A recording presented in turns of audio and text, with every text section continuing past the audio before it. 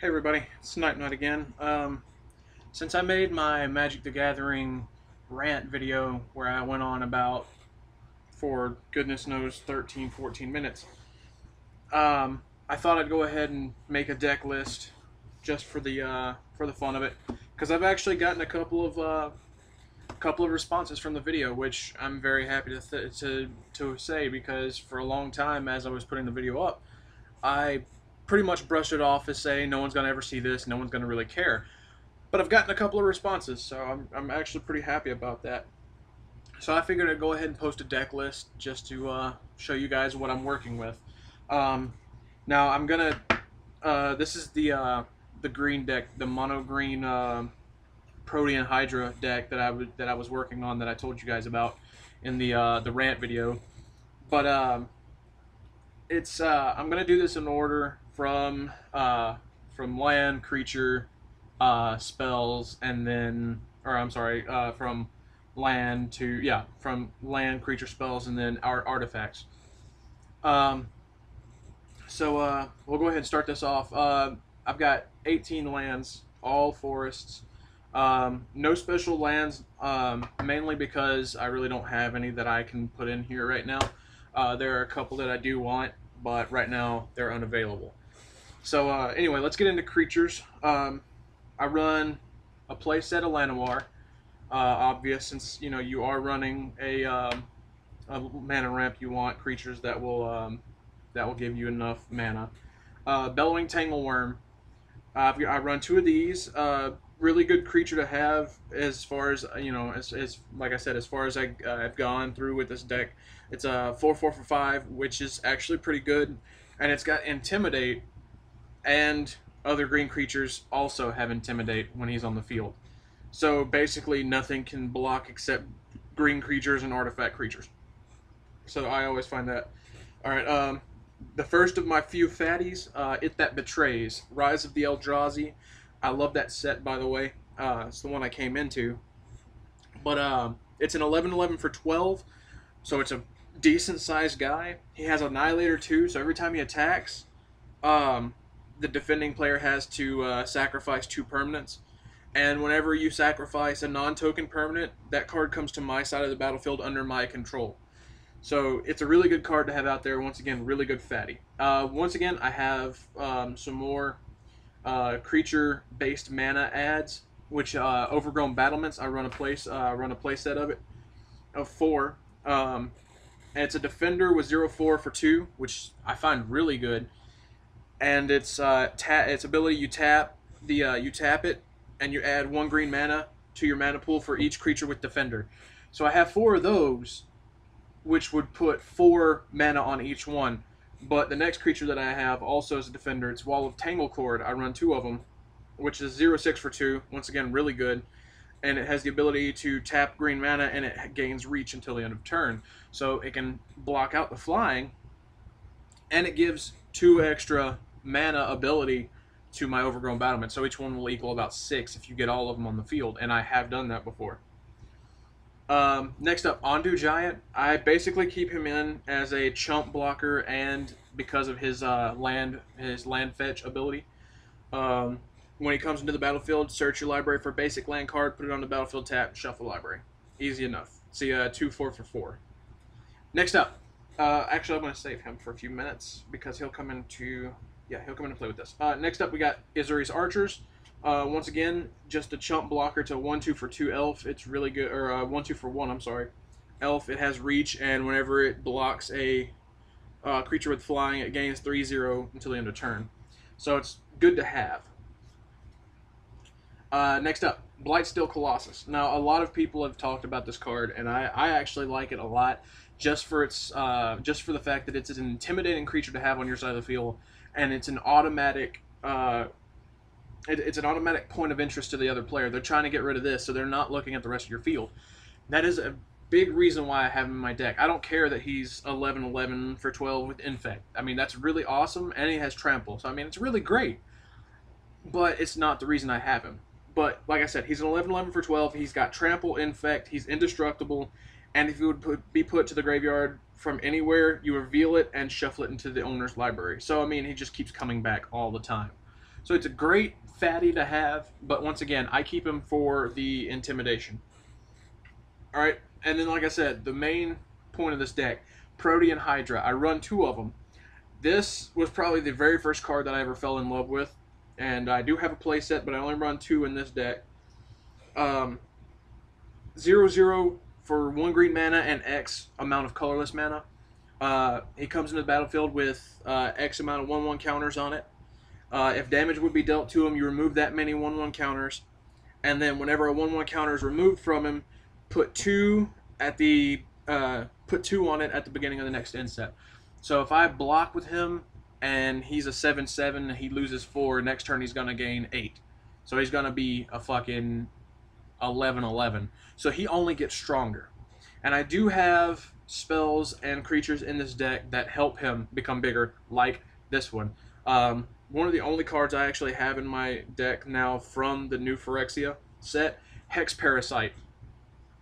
It's a 1/1 for 1, and normally he'd be a chump blocker, but I love his new effect, especially with the Phyrexian mana. I don't know if you guys know what it is or not, so I'll just go ahead and explain anyway, like I have been for all the other cards.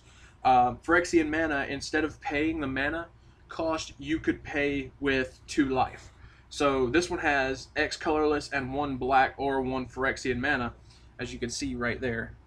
I don't know how well that's going to come out, but it's basically a circle like the regular manas, and instead of having the mana symbol, it has the Phyrexian symbol in it. But so you can either pay the Phyrexian mana cost with a black, in this case, or with 2 life. So with him, I'd have to pay 2 life for this ability. But it's 1 Phyrexian black mana or X and X colorless. Or you remove X counters from a target permanent, and for each counter removed this way, Hex Parasite gets +1/+0. So really, if you power Protean up and he's on the field, you use his ability, you take such and such amount of counters off of Protean, and he beefs himself up to however strong he has to be. Now, at the end step of that turn, Protean gets all of those back, plus an extra however many you took. So he gets doubled that. So Hex Parasite is really, he's there just to power him up. He becomes a strong guy. He only has 1 defense the entire time unless you buff him up. But of course, he gains all that power, and then Protean gets powered at the end of that turn. So that's the reason I have the Hex Parasite. Alright, next up we're going to spells, and the first spell I've got for you is another power-up for Protean. It's a Feral Contest. When I saw this card, it immediately screamed that it was made for Protean. Put a 1/1 counter on target creature you control. Another target creature must block this turn if able. So not only do you get a free +1/+1 counter, but you choose the target that blocks him when he attacks, therefore knocking him down that many. So I always like, if I'm playing somebody, and I usually put my Protean Hydra out as a 6/6 or 7/7 to start off with, before I beef him up with the with all the artifacts and spells that I have to beef him up with. I always play Feral Contest. I find somebody that they have on their side. I find usually the strongest one that won't kill him, and I make it block him.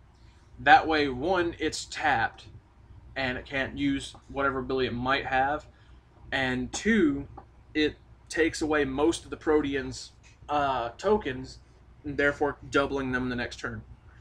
So there's Feral Contest for you. And next up is my my big spell card that basically just chumps most control decks. Asceticism, or Asceticism, however you want to pronounce it. Asceticism is a spell. It's 5 mana, 2 green and 3 colorless. But its big thing is creatures you control can't be the target of spells or abilities of your opponent's control, and if you tap a green mana and colorless mana, you can regenerate target creature. Now, of course, you have to regenerate before the creature's gone, but on the upside, you usually can tell whenever something's about to happen. And even if you can't, the fact that your opponent's spells or abilities won't hit your creatures is a big thing, so it protects a lot of people. All right. Next up, a common thing in green deck, Overwhelming Stampede. Um, everybody should know this card. It's two green mana, three colorless, and until the end of turn, creatures you control gain trample and get +X/+X, where X is the greatest power among creatures you control. I don't have to go into that. Everybody understands the point of that one. Next up, a spell, an aura for really any card, but once again, most of these auras and artifacts are put in with Protean in mind.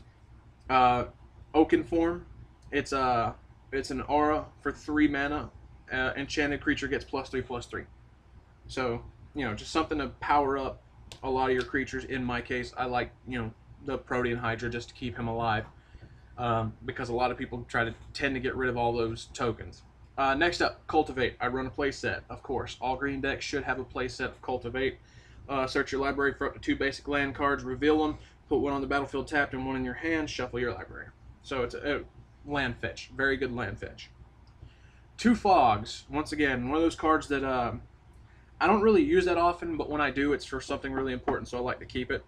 It's prevent all combat damage that would be dealt this turn for 1 green mana. So, I mean, you can't really beat that. Alright, another card that should be in every green deck is Naturalize. I run a play set of 4.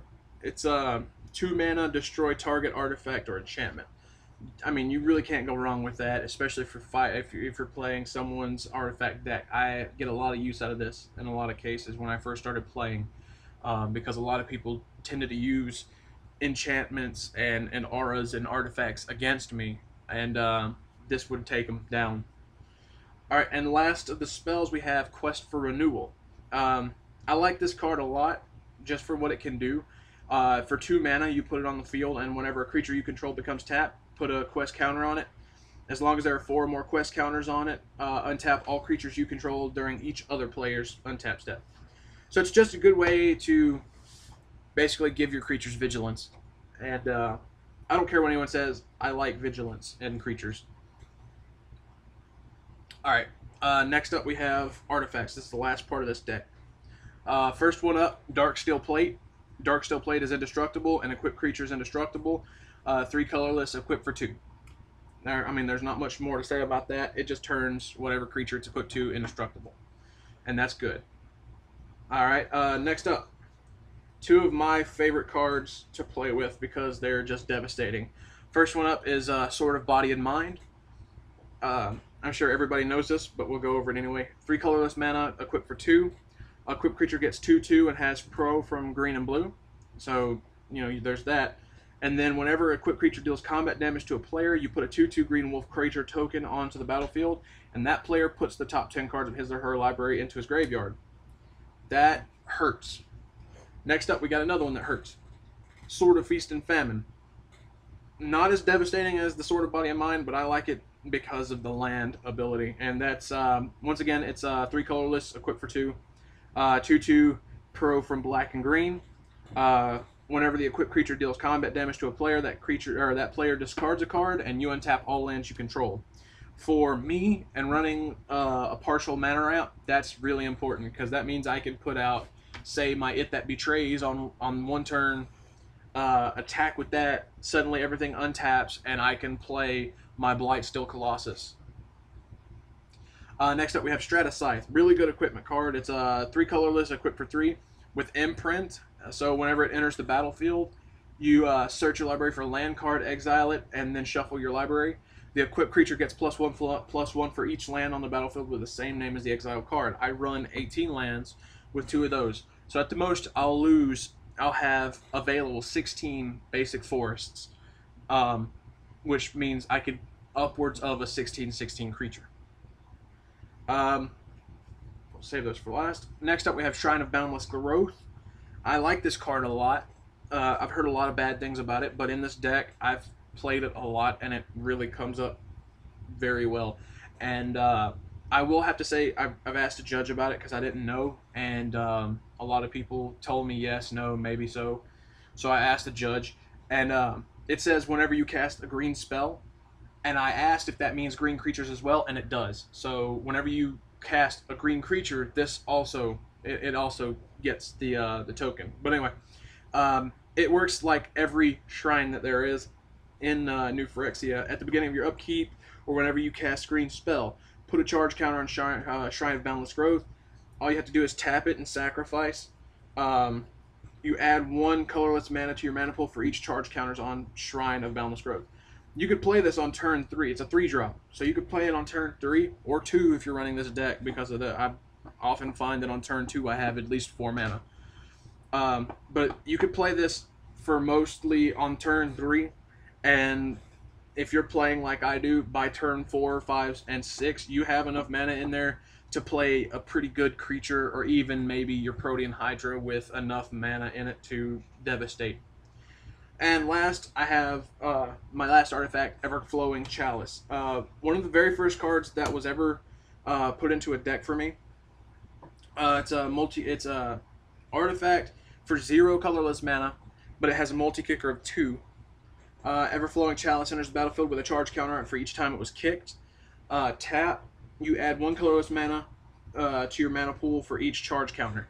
So, you know, if I have 10 mana and I tap all of it to multi-kick this thing 5 times, it becomes worth 5 mana by itself.